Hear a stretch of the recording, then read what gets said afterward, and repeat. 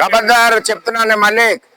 కొత్తగా వచ్చిన వైసీపీ ఒళ్ళు దగ్గర పెట్టుకోకపోతే తోలు తీస్తాం.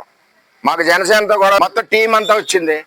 ఆడి మీద స్కామ్లు 150 కోట్లు స్కామ్లు ఉన్నాయి. ఎందుకు వచ్చే పార్టీలోకి? జనసేనలో ఉండి తొడగొట్టలేకపోయా పౌరుషం ఉన్నవాడైతే. మేమన్నా పార్టీలు మారేవా? పార్టీ ఎలా చెప్తే అలా వెళ్తాం మేము. నువ్వు వచ్చి ఏం చేసావు? పాత జనసేన వాళ్ళు ఎవరిని రానికుండా మీరు కాసేశారు.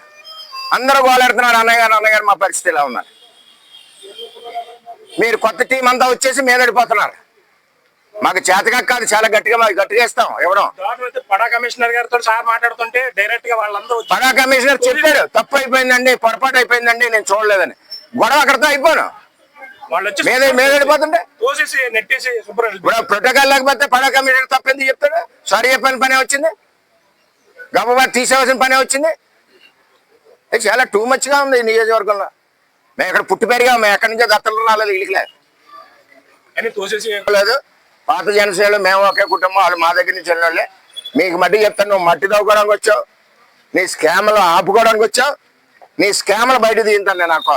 ఏదైతే కొమరగిరి సొసైటీది, నువ్వు తవ్విన చెరువులు, నువ్వు అమ్మిన భూములు అన్నీ కూడా నేను తీయింతా బయట.